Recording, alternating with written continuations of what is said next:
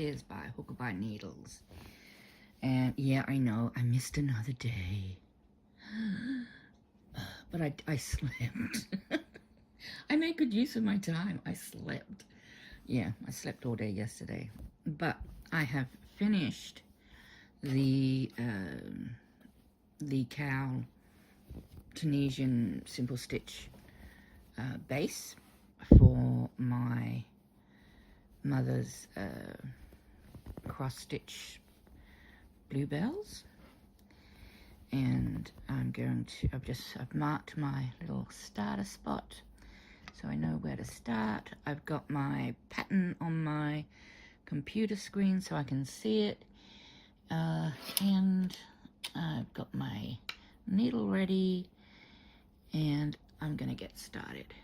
I'm gonna start with the green. I'm gonna have a nice, this green isn't showing up so good. It's funny, I picked this lighting, oops, I picked this lighting because it showed these two colors to be, well, that one's definitely exactly as it appears in real life. This one, it's a little bit darker as it's appearing, but this one's way lighter than it is in real life.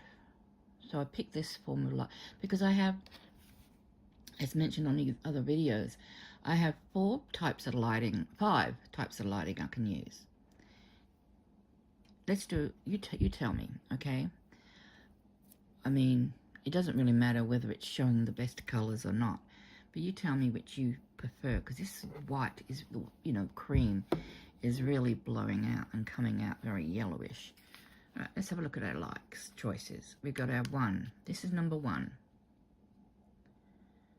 Okay, that's not too bad actually, but the color is not too bad. But if I put it on the brightest, yeah, maybe that's my problem. Maybe I need to, oh, I can play with contrast too. I didn't know I could play with contrast. Oh, that's a dangerous thing. Don't let me play with contrast. I could be here for years. All right, so that's number 1. Oh, and where does the green come? Yeah. All right, that's number 1. Remember that. That's number 1. This is number 2. I don't like this one. It's got a yellowy, orangey tinge to it. This is number 3. I do like this one best. For me, but you know, I'm only the one making the videos. This needs to be good for viewers. This one, ugh, I don't think anyone's going to choose this one. This actually has a little baby bottle, so I'm assuming it's for mothers when they're feeding, to use this light so it doesn't disturb or wake the baby as much. And then next to it is the last one. Number 5 is like a night light, and once again, I don't consider number 4 or 5 to be of much value. Mind you, no, I was going to say that green has come out almost perfect, but no, it's not. It's still darker than that. So I'm going to go back to number, hang on, let's have a look. I'm going to go back to number 1, and I'm going to use number 1 today. And I'm not going to use it on the brightest settings, and I'm just going to see how it goes. It's showing, something a little bit dark. It's showing most of the colors. But anyway, we're going to start with green, because I'm just doing the stems. I've got a knot in the yarn, so I've got to cut that out and start. I cannot show you the pattern because it's presumably copywritten. I'm just going to unwind a little bit of yarn, and yeah, I'm not telling you my starting point or anything, so you can't sort of really count the stitches or whatnot. I'm not doing a tutorial. This is just purely, you know, me having a chat and sew. Okay. So I think I said I was going to start above.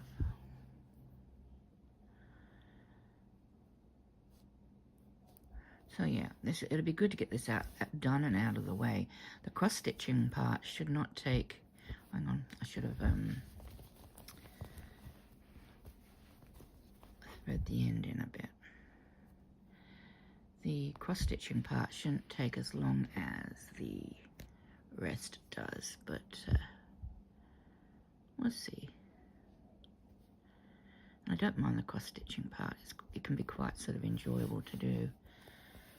I mean, not that Tunisian isn't enjoyable to do. I do enjoy it, but I just am usually very glad when it's over. I think Michael from MDL Crochet is amazing that he can do such huge blankets in Tunisian. Oh, I don't know how he does it. I mean, he loves Tunisian though. I mean, that probably helps. But he does huge blankets in Tunisian stitch. And yeah, absolutely fabulous. So, what have I done? No, did I pull that through? No, I didn't. Okay. So, yeah. Anyway, I'm wondering what you're all been working on. Like I say, I had a really, really good sleep yesterday, which was just as well because I had been awake for a very, very long time. Why do I keep having to adjust this? I keep bringing it closer and closer. Yeah, oh, I was so tired yesterday. But it's nice to have a nice long sleep. But now I'll be awake forever again, which isn't always a bad thing.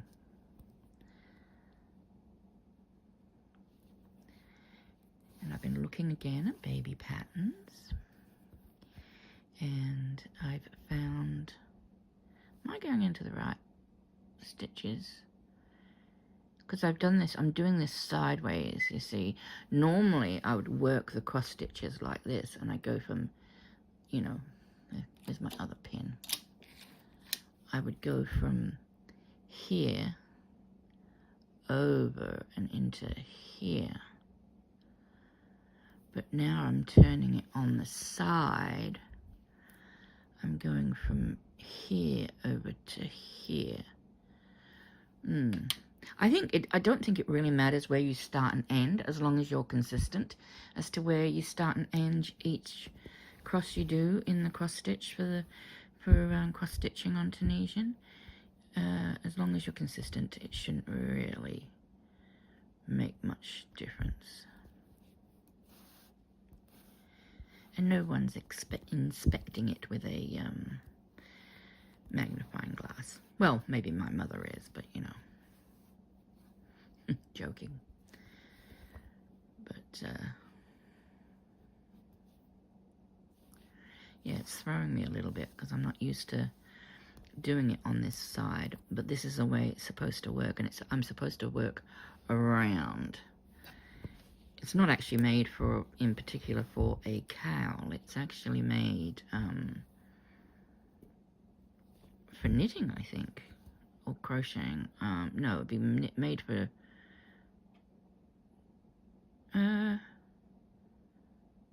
it's made for row by row something, because it's got little arrows. The pattern's actually got little arrows on it. But if you go to Pinterest and you Google and you search for bluebells, you'll find the pattern on there, and it's a free pattern. But just because it's free, that does not mean that I can share it. I know a lot of people get confused with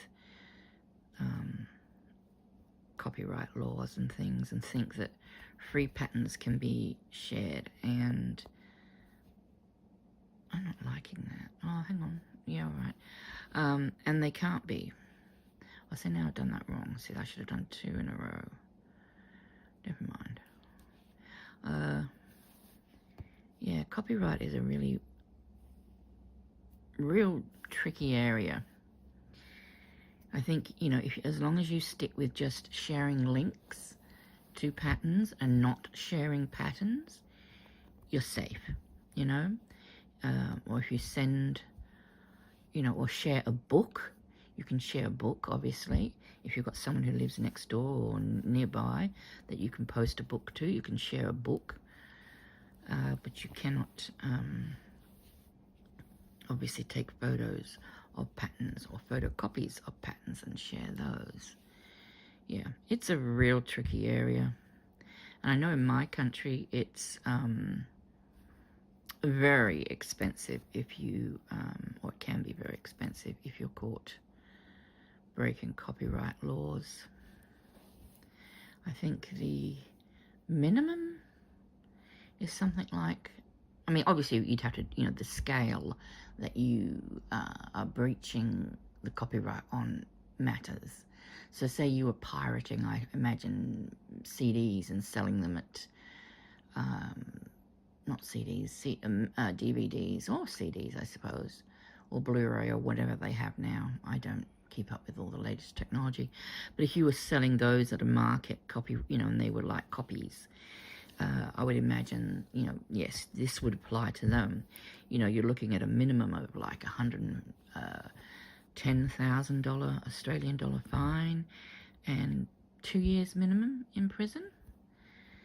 And in fact, what they had to do in Australia, because the selling of pirated videos in Australia, or DVDs I should say, was so rampant that they actually put the onus onto the markets as well. So if you were a marketplace and you were allowing someone to sell DVDs, copied DVDs, the market would get a fine as well, something like a $50,000 fine.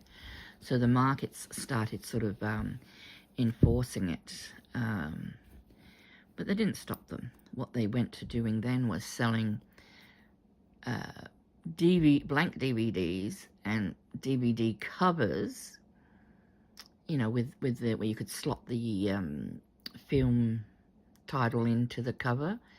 They were selling them instead, but what they, you know, but you could go up to them and ask them, do you have this movie? And what they would do is they would give you a list of all the movies they had, but they couldn't put them on display.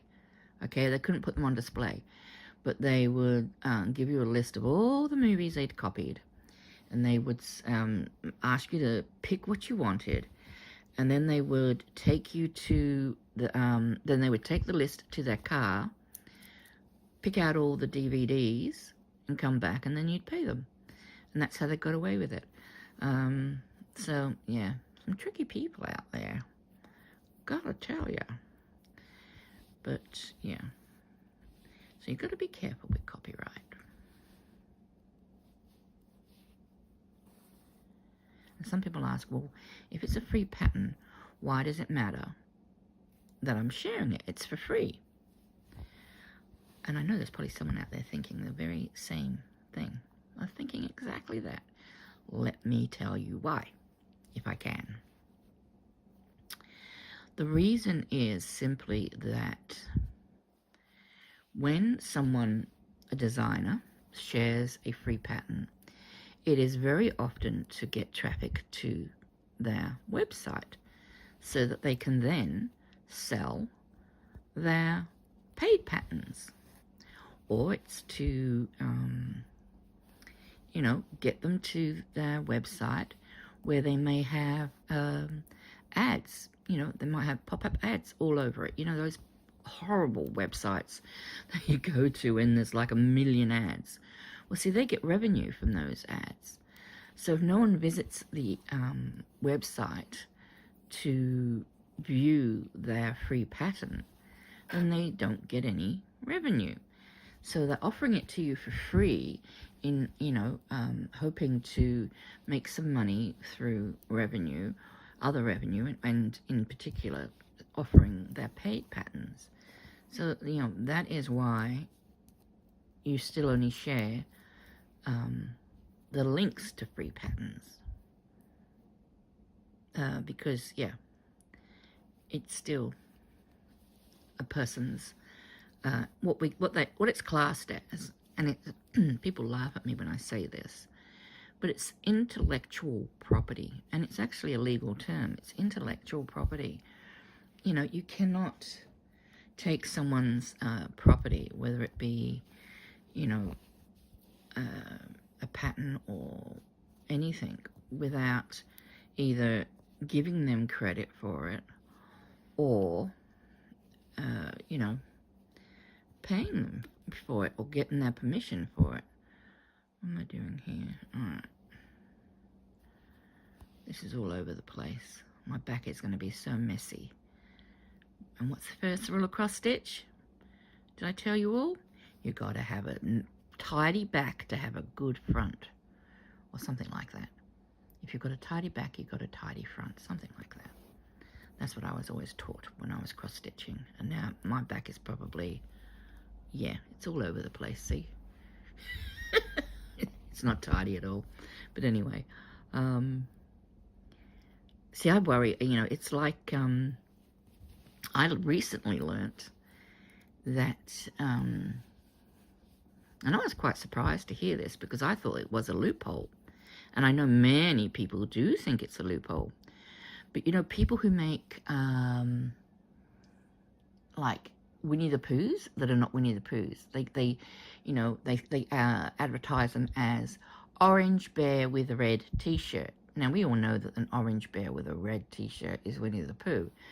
But because they're advertising it as orange bear with a red T-shirt, or sometimes they might say a bouncy tiger, which we all know is Tigger, they think that they, you know, they are within their legal rights to avoid, you know, they're avoiding legal consequences. And unfortunately, no, they're not, apparently. Apparently, all that does, because I was watching a show about it the other day, and that's why I'm talking about it today. All it does is it makes it harder for the copyright breacher searchers, the people who go around looking for the breaches, to find. Because they're searching for Winnie the Pooh, for example. They might be searching Pinterest for Winnie the Pooh patterns or something. But if it's put in as a orange bear with red T-shirt pattern, then it's not going to come up in the search. And that's the only reason it's a bit of a loophole, because it helps slow down the speed, the capture, the speed at which they can be captured. And Disney is prolific, apparently, for suing. And I think Winnie the Pooh is one of Disney's things. But yeah, it's really fascinating. I mean, you know, you really do, as a crocheter, need to protect yourself. I don't think I'd ever. I mean, they say you should never say never, and next week I'll probably break this and bring out a pattern.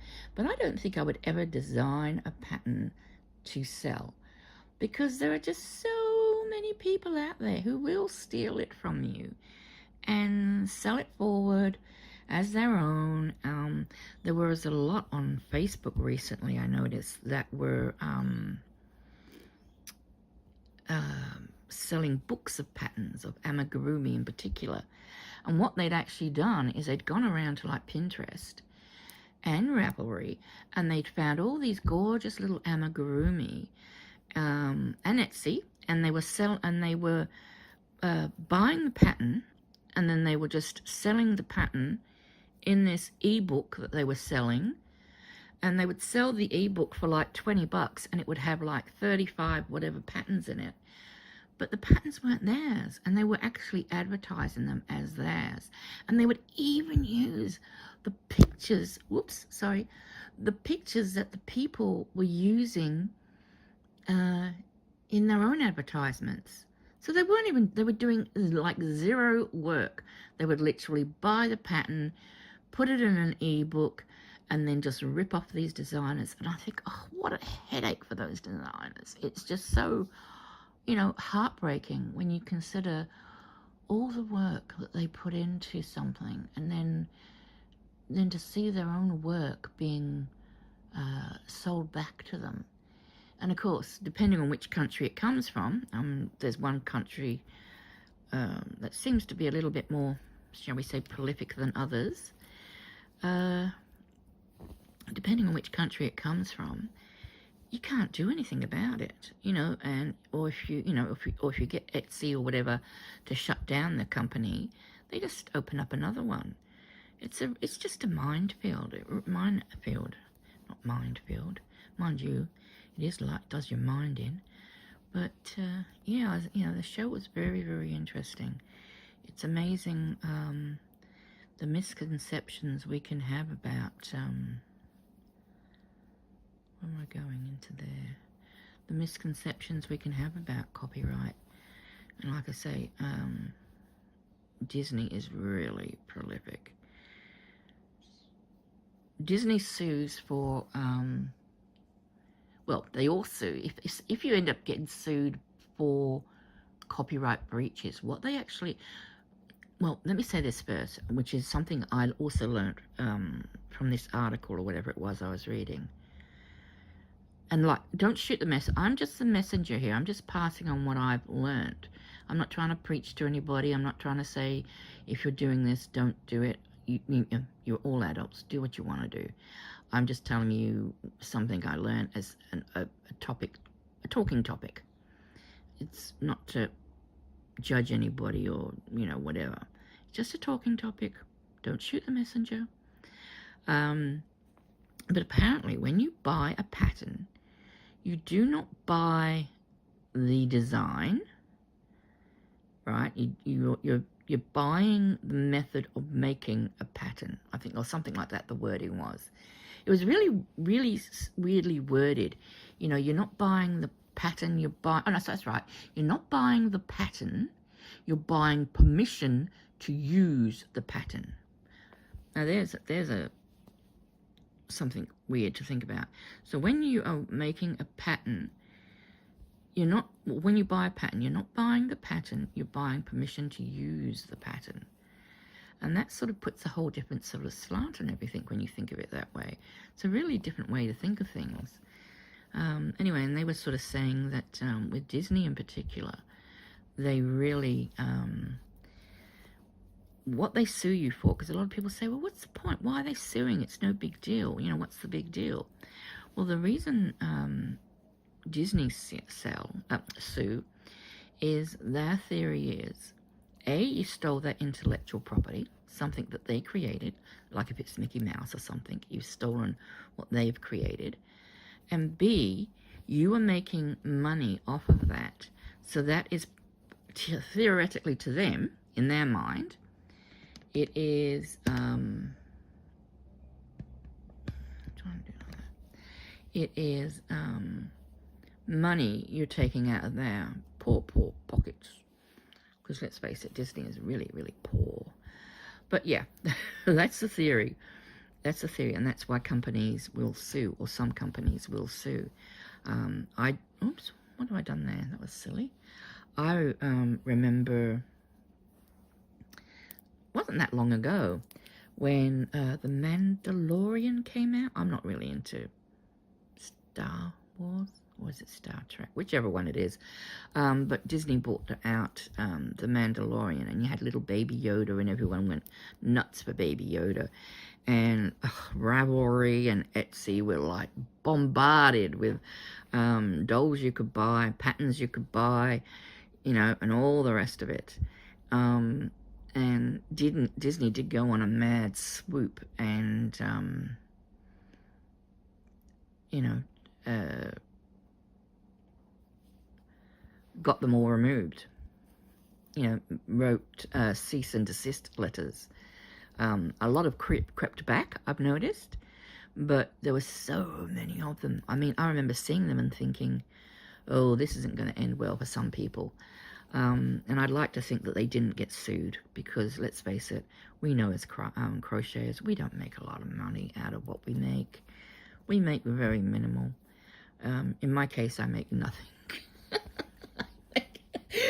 that's okay. I don't mind. You know, I make for fun. I make for joy.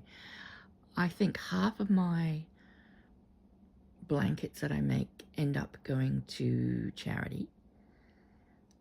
The only ones I keep are the 100% wool ones, because a lot of people have wool allergies, and a lot of charity shops won't take wool blankets for that reason. They'll only take acrylic, you know, especially if they're passing on the blanket rather than selling the blanket and passing on the money.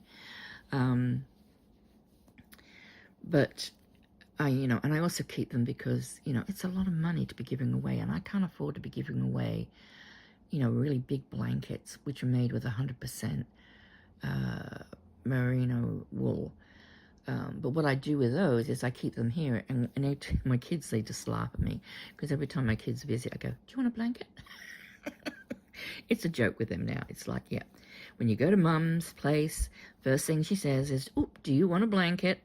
And I really, really stumped them last year, because when they came to visit at Christmas, I didn't say, do you want a blanket? Instead, I said, oh, do you want a hat or a scarf?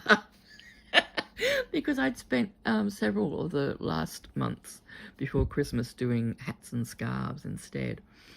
And they were like, oh, damn, Mum, we thought you were going to offer us a blanket. But my daughter's girlfriend got her sister was getting married.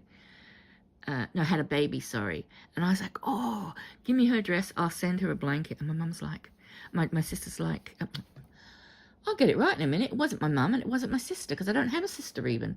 It was my daughter. And my daughter says to me, Mum, you know, but you don't even know her. And I said, well, I know, but it's, you know, it still would be a nice thing to do. They are technically family. You know, it's just a, you know, nice thing to do. I'll send her a blanket, and apparently they were absolutely wrapped in it, and that's all I want to hear. You know, it's funny. People say, oh, did you get a thank you for that? And I say, no, but I know they loved it. And to me, that's better than a thank you, because it's a thank you surrounded by love. It's them, you know, if I say to somebody, oh, I love this. Oh, this is brilliant. Oh, wonderful. And don't forget to say the actual word thank you. By saying I love this, I assume that the giver of the gift understands that my love of the gift is my appreciation of the gift, and therefore it's my thank you as well. And I know some people get a bit pedantic about, you know, you've got to say thank you. You've got to say thank you. And I'm like, no, I don't care. They don't have to say thank you. What I want to hear is I like it or love it, because I want to know it's appreciated. There's nothing worse, and we as crafters, we know there is nothing worse than spending hours and hours, days and months sometimes, creating something, and then having the recipient go, oh, gee, thanks, and then just putting it aside without even really looking at it properly. Because the conception is that, you know, oh, crochet, knitted items, that's a cheap gift. That's nothing. And it's not true. We know it's not true. Even with acrylic yarn. I mean, I donated, oh, like I say, I think it was probably about 12, 16 blankets last year. Because I did a lot of blankets last year. I didn't do as many blankets this year. This year, I've really broken off into different areas, and I try to do a lot of different things. But last year, I donated about, let's say, 14 blankets that were all acrylic. But the acrylic yarn for them still cost me between 50 and 70 Australian dollars. Now that's about 35, 40 pound each. Now, I'm not a wealthy woman. And, you know, hang on, I've just got to look and see if I should I come back yet? I don't know whether I should come back yet for this. Hang on. No, not yet. I'll go up there and then I'll come back. Okay. So I've just got to work out where I'm going. You know, I'm not a wealthy woman. I can't really afford to give away that sort of amount of money. But once you've made something and you sort of like, the cost of it leaves your mind, well, it leaves my mind. It's like, yeah, I made this. I forget how much, I, spent, because it's not any longer important to me, it's not in my forefront of my mind. It's like, oh yeah. And when I'm giving it away, I think, well, I know that the charities I give them to need them. Like every year, we get a lot of bushfires in Australia, and so I try and donate to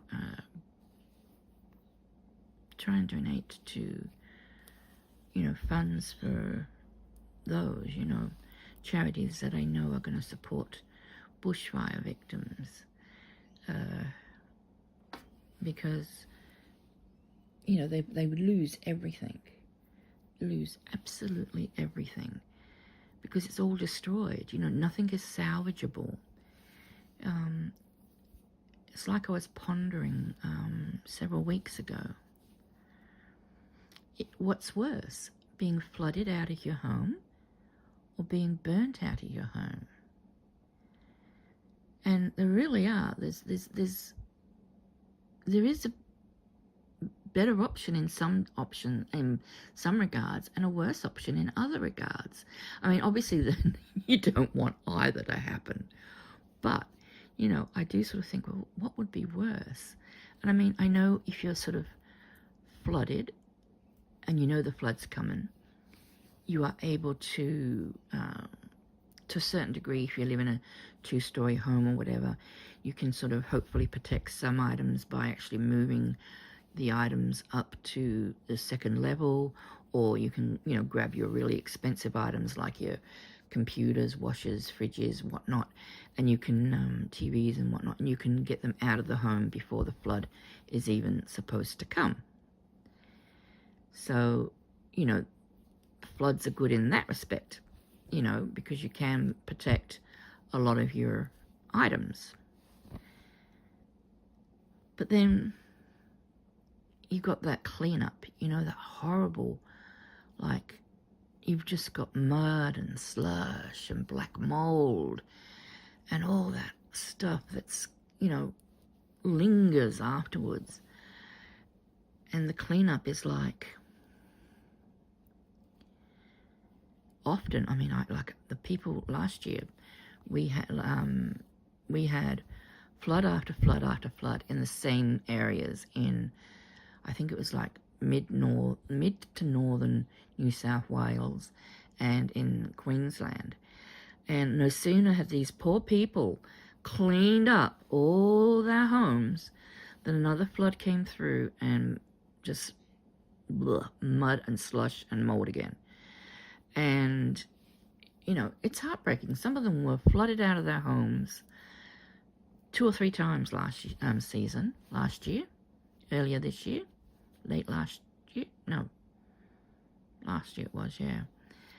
And you sort of think, if it was a bushfire, let's change it now, okay? So you weren't flooded out of your home 4 times. You had a bushfire come through and burn everything the first time. Everything's gone. You've lost literally everything. There's nothing salvageable. There's nothing you can repair or anything. And often with bushfires, you don't get enough notice to, get out your really expensive belongings or whatnot. You might have enough time to grab your family albums. You might have enough time to, grab your mementos that have real emotional, memories for you. And hopefully your pets. I mean, my pets will be my first thing I'd be grabbing. But, people really only have time to grab the important, what is important to them. And it's interesting, that people, they don't go for the material sort of things. They go for the memory things. which really is, I think, you can almost probably tell a person by asking them after their home was burnt down. You can probably tell what type of person they are by saying, well, what did you manage to save? And those that say, oh, I got my photo albums, I got my pets, I got my kids, I got my spoon collection, maybe, or whatever the case might be, you can say, okay, that person is a really, what do they call them nowadays? An empath or something? Not an empath. They're very sort of non-materialistic, I guess is the word I'm thinking of. And, you know, they've gone for the things that they know cannot be replaced. You know, you can't replace those photos unless you have a digital copy of them. And most people don't have digital copies of their paper photos, or not paper, you know what I mean. And then, you know, you might ask somebody else and they say, oh, well, we threw the TV in the back, and we got, you know, the computer and the laptops and the iPads, and, oh, yeah, we got the pets too, and, you know, whatnot. And you sort of think, well, okay. I'm not criticizing those people. I mean, you know, you can't blame them, you know, for wanting to get those things, because they are expensive to replace, especially if you're not insured or can't get insurance, you know. But yeah, it's sort of interesting. I think it says a lot about people, what they grab, you know, if they know a fire's coming, or they know a flood is coming. And most people, you know, you see or hear about on TV here, before or after a flood or a fire, they are all saying photo albums. They're saying, you know, books, or they're saying, you know, things that matter to them, you know. And I don't know how I got onto this subject. But yeah. Oh yeah, that's right. I gave 16 blank. My mind. Yeah, so, you know, I like to gift my blankets and that. So I usually save up, and you know, it's not awful. I save up and wait for the next fire or flood. But this is Australia. In America, you face your tornadoes and your hurricanes and your flooding. And in California and America, you've got your fires every year, or most years. Here we have, and so the people who live in the tornado areas and the hurricane areas, they know what to expect, they know what to do, and they go through it every year. And so it is a case of, okay, well, next hurricane we know to do this, or we do that. And it's the same sort of attitude here with bushfires. We get so many bushfires. We don't get as much flooding, though we did get a lot of flooding last year. And the UK has a lot of flooding. I don't think I've ever heard of the UK having any fires, wildfires. You know, other than the 1866 when the town of London burnt down, city of London burnt down. But that's the only one I can remember. 1866 started in Pudding Lane, but then was later found not to be Pudding Lane, but to started in the street over or something. But yeah, that's the only fire I can really. And that was when obviously they all had straw thatched roofs and whatnot. But yeah, so that's what I do with most of my stuff. But the blankets, you know, I like to keep some blankets for weddings and babies and that sort of thing, because, you know, and every time my daughter says to me, oh, so-and-so is getting married, do you want a blanket? And she just laughs. No, Mum, they've been living together for years and years and years. They've got everything they could possibly need. And I say, everybody needs another blanket. Because in my mind, everybody does or should need another blanket. Because I don't believe there is such a thing as having too many blankets. you know, because they do wear out, you know, and they do get, you know, damaged, and then they fall apart, or, you know, the cats, you know, need them too much, and then, you know, cut them and whatever. So, you know, yeah, you've just got to, you can never have too many blankets. But, yeah, that's what I save a lot for. But then, like I say, I did go on a hat and scarf thing last year. And it's really frustrating for me sitting here in Australia seeing all the great charities over there. Like, I've got a Boggy Creek blanket. It's just the one blanket I've made, because I know I can't afford to really send more than one blanket. But I do want to send a blanket. Now, a lot of people might say, well, you know, don't you send to charities of your own? Well, of course I do. I just told you I do. But sometimes I think, I feel left out. I want to donate too. And it's like, I said, K&K Crochet, or K&B Crochet. Forgive me if I get you wrong, if you're watching, or if you know who they are and I've got them wrong. They're trying to get 1,500 hats together. And I think that the last I heard they were at 1,200. So they're, you know, and everyone's making hats for them. I think, well, I'd really love to do that, but it's just the cost again of posting them. I mean, it's not just the cost of the yarn for me if I'm sending stuff over there, but I feel I want to take part. So, you know, sometimes I might just anonymously donate to their Ko-fi account or something, so they've got some money for postage, or to buy yarn to give to people to make more hats or whatever. Oh, cat hair. Where's my tweezers? Good thing my mum's not allergic to cats. Oh, dear. My eyes. Am I even picking it up? Oh, gosh, I'm so silly.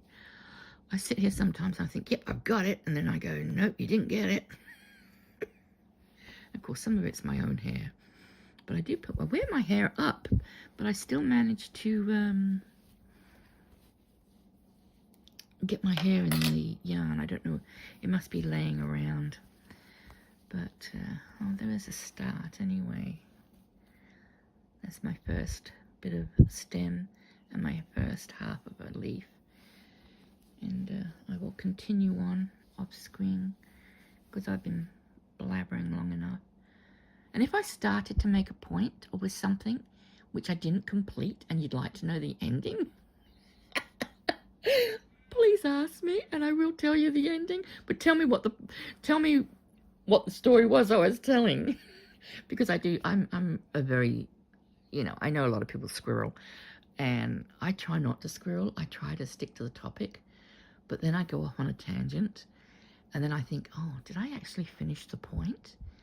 And I think, oh, I should watch back my video to see. And I think, no, Sam, because then you'll go, oh, I've got to remake that video. And you'll get onto it, you know, you'll give yourself a hard time about, you know, stuffing up and whatnot. So I literally do not edit my videos. You know, the only time there'll be a break in my videos is if my dad pops in unannounced quite often. I can usually hear him crunching on the gravel outside, and I'll pause the video then. Or if I'm doing a tutorial and, you know, I'm showing you how to do something, and then after a few times showing it to you, I'll say to you, you know, come back after so many rows, and then I'll pause and come back. But they're the only times I, you know, and edit, and then all I do then is I just literally join the two videos together. So that's the only air quotes, editing I do, because life's too short to edit, you know. And if I say something stupid, well, that's just me. That's just me. And I do try not to swear, and I don't swear very often. And Aussies, we are a bit prolific for swearing, I've got to admit. we're terrible at swearing, and but it's funny. Unlike most cultures, swearing isn't an insulty thing here. It's not like when you use it, you're using it as insult. Most of the time, you're just using it as a description or an emphasis on something. Yeah, and you can see how I sort of stuffed up my jaw. This is where I started, and I wasn't quite sure. Another cat here. And I wasn't quite sure how to join. I didn't want to go straight onto the next row because that tended to make a bit of a jog line. But then I got to here and I thought, oh, maybe I will just go straight on because this line is getting thinner and thinner, this gap. And I started joining and I realized, oh no, that looks really good. And I just kept on just going around and around without joining the yarn and chaining up. So I might even do a new video just showing how to join and keep going it around. But I'm sure Michael's got that on the plans as well. He's got some great tutorials. In fact, that's where I sent people for this. I said if you're making when they were making this, I said just go to Michael's, learn how to do Tunisian simple stitch, and you'll be fine. But I think it's a good height for a cowl, and I will deal with the curling at some point. And I've gone off on another tangent, haven't I? Because I was just about to end. Oh dear. It comes from living alone. This is a form really of talking to yourself. And I think, those of us who do talk to ourselves a lot do a fantastic, well, no, I don't do a fantastic job, that's probably, are very good at making videos, because basically I'm just talking to myself, but recording it. Anyway, I want to see if I can show you my cat. No, she's fast asleep. Oh, I'll leave her because I'll only disturb her. But she's literally within an arm's reach of me. And this one cat is, I'm going off on another tangent, Sam. You said you were finishing. Yeah, I can't just say this, okay? Just got to say this. She's within an arm's reach. And she's never really much further than an arm's reach from me because she is the most insecure, skittish cat you have ever met. I've had her for over almost 20 months, and she is still, if I move too suddenly sometimes, she panics and she'll jump, or I'm sitting in my chair, and if I just wiggle my feet and she suddenly sees my feet move out the corner of her eye, she jumps. Like, and this has been going on for months. Like I say, ever since I had her, she's just so skittish, poor little love. And so I try and remind myself that I don't know what sort of life these animals had before they come to me. And we don't know. And I'm glad I don't know, to be perfectly honest, because I think that would just break my heart. But, because some humans are just so cruel. Oh dear, I don't want to end on a down note. Let's end on a positive note. What's coming up next, quickly? Well, I'm going to start baby stuff after I've done this. I'm going to start baby stuff, but I'm also going to do at the same time my crochet design from when I was 10. Where did I put it? Oh, it's in another video. My crochet design from when I was 10. Oh, I can't find the book. Anyway, I'll show you when I actually do the video again. But, yeah, I want to make it, and I've decided that I'm going to make it like an ugly sweater, but it's going to be an ugly tank top or an ugly shirt, whatever you want to. It wouldn't be a t-shirt, but it'd be a shirt, and I'm going to make it with cotton, and it'd be like an ugly Christmas t-shirt, or an ugly t-shirt, an ugly Christmas top. Oh God, Sam, It's time to stop talking. I'm sorry, people. And I've got no excuse. I've had a cup of coffee this morning already. Anyway, dears, please take care. I'm going to have to end abruptly, otherwise I won't end. But that's what's going to come up next. I thought I can't do ugly sweaters because we don't wear ugly sweaters.